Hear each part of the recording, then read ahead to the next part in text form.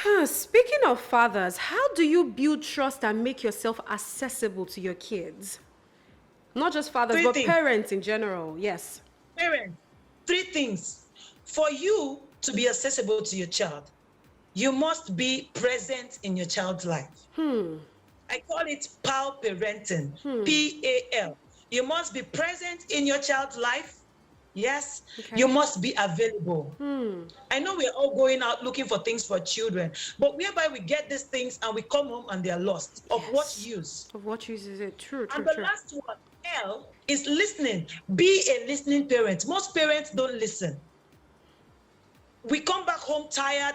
Our children comes to us, even mommy welcome, daddy welcome, with the traffic and the stress at work. We just hush them and tell them I'm tired. They might even have something to say. I beg you, parents, if it is just 5 minutes you have, immediately you get into the house, drop your bag, drop everything, go to the floor.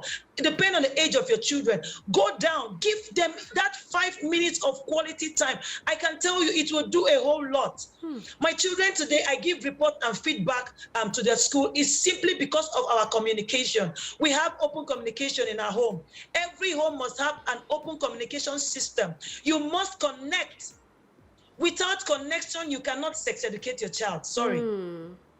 Connection is a currency which you Yes. use to sex educate your child. If you are not connected with your child, you cannot sex educate. A child you don't have connection with, you can't sex educate. Your child needs to trust you. Your child needs to trust you. Most parents lack that today. Your child tells you one simple thing. Grandma has heard it. Your aunt, your siblings have heard it. Every children hate that thing so much. If you Yes. have for the past years I've been working with children, most children will open up to me, but say, can I talk to your mommy about this? Say, no, please don't tell my mommy. If you tell my mommy, Everybody my will neighbors know. will hear. My neighbors will hear. That's We really need to build sad. trust, connect, build trust, and have relationship with your children. You see, this thing you're saying, somebody still talked about it on social media a couple of days ago. I was talking about how parents really need to change when it comes to their children. When children confide in you, they shouldn't hear it from their grandfather or from their mother or from their friends or their neighbors, which is really sad. And a lot of times in the comment section, a lot of people were now talking about how because of this, they stopped talking to their mothers, they've stopped talking to their fathers because once they tell them something, they know that definitely somebody else is going to hear about it, which is really sad. Mhm. Now, this is bringing us to will this help parents prevent sexual abuse? Once your child can trust you, will it help prevent sexual abuse? And how can parents help prevent sexual abuse? That is the key. Connection is the. I don't know if you got this. There was one voice note making rounds of a 16-year-old. Yes, I did. I I heard need of it. every parent Yes. to listen to that audio and Yes. learn from that particular mother. Now, I can immediately I heard that I fell in love with the mother immediately because this mother has built trust Enough for the and child to be able to tell. connection Yes, yes, with the yes. child. That is what most parents with teen children they don't have it. They say your children, their teenagers are stubborn and all that, but I want to tell us there is something called the puberty brain. The puberty What does brain that mean? changes so much of the. Hello, can you hear me? Yes, what does the puberty brain mean? Yeah, puberty. The Yes. puberty brain. Most of us, we feel that puberty is just when a child transitions from a child body to an adult body. But I can tell you for free that so much is happening with the puberty brain. Okay. I made research about the puberty brain, and I got to understand that at puberty brain, they have raging hormones that are running wild. Yes. But parents don't know what to do. They term the child stubborn. But no, it is not them that is working. It is the puberty hormones that is working with them. As a parent, what do you do with that? What do you do with that? It is a time for you to teach your child and channel them in the right way and also give them respect. Most parents don't respect their teenagers. I can tell you for free. They want to be this authority figure in their life. Because I'm your Yes. mother, you Yeah. have to do this. But no, if you have a teenager and you're listening today, if you start showing respect to your teenager and start seeking their opinion about some certain matters, they will draw close to you. In fact, you become an authority figure in their life. But whereby you want to see that you are the alpha and omega, you are the parent. Let me also tell us something. From the age of 14, children tend to move from seeking advice from their parents to the crowd. So dear parents, if you have children within this age, you should check it. It is the time for you to walk hand in hand with them, else they will go outside to seek views from untested waters. So at this point, parents need to try very hard to ensure that they are friends with their kids, not just parents. Yeah, when you say friends, I want to correct something. Okay. Most people will say that you have to be friends with your children, but I can tell you for free, you cannot be friends with your children. A parent will be a parent, right? Okay. There are some things a friend can do, and there are some things a parent cannot do.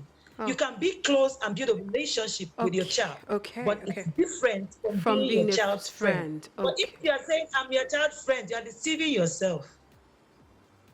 Because at the point, this is why parents at this stage, when their children start getting into teenage age, they need to build their circle of influence. Because I said earlier, from the age of 14, they tend to move away from seeking advice from their parents to the crowd or to their peers. So you need to build their circle of influence. It is the time where you introduce them to team mentors, coaches, and positive people that can help them grow. Okay. So if they can't listen to you, they will listen to their coaches. They will listen to their mentors. And that is what is happening. But most parents have refused to listen. Speaking of, because of the situation with the Chrisland school, I feel like one question we need to ask, because of a lot of conversation that has come up in the course of the entire saga, is how can parents recognize signs of abuse in their kids?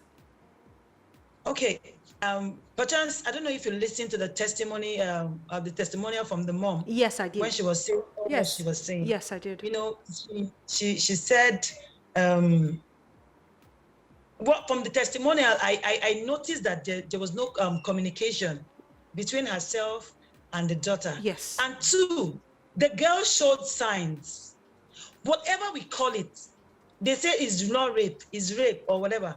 It is called consensual rape because the people involved are children, and children cannot give consent. Consent, yes. UNICEF identify a child as anyone below the age of 18, and all the people involved in this situation, they are below the age of 18. Therefore, they are children.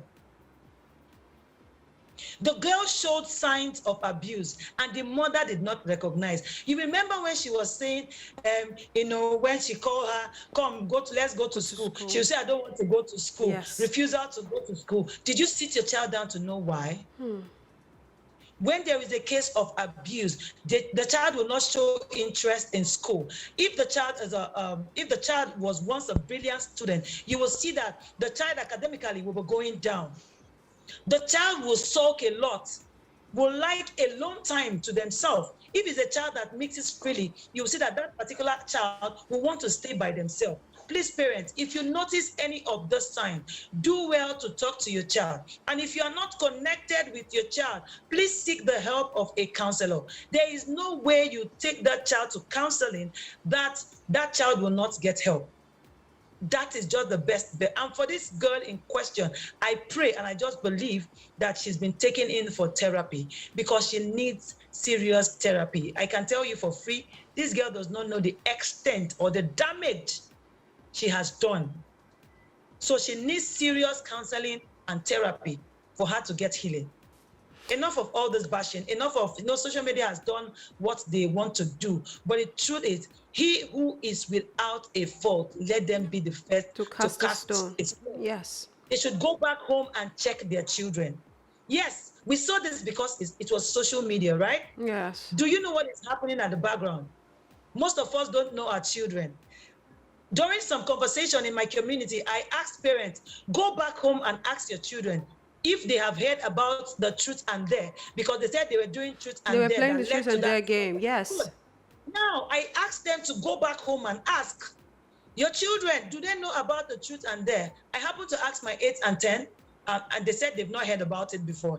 So the other parents, they were shocked. The one 6 years old, I was having conversation. The other one said they dared him to kill the father. The other one said they dared him to lick somebody else's buttocks. And the children I'm talking about are between the ages of 6 and 10. My goodness. The other one, the mother said, the small girl said that they asked her, a girl, that they dared her to have sex with a woman. A lot is happening. Wow. But if you had stayed ordinarily, you would just feel your child is innocent. But because we don't want to have this conversation, all these things will keep going on. We don't have any choice than to have the sex conversation with our children. It's a must. It's a must. We must have this sex conversation. I asked parents, have you talked to your child about this particular incident? And the other one said, a mother said, the 7-year-old said he actually saw the sex tape. 7-year-old. Now tell me, is that? Yes, he does not have a phone, but the friends have phones. You know, all those parents that say, "Oh, I don't care about the sex education. I don't care. I don't want to have the sex conversation now. I won't even fall into trouble because my children don't have phones. They are not exposed to phones." Hey, do you know your children's circle of influence? This 7-year-old that saw the sex tape of this particular Chrisland girl's saga, he does not have a phone, but the friends have phone, and they showed it to him. You are listening to Elegbete TV Radio.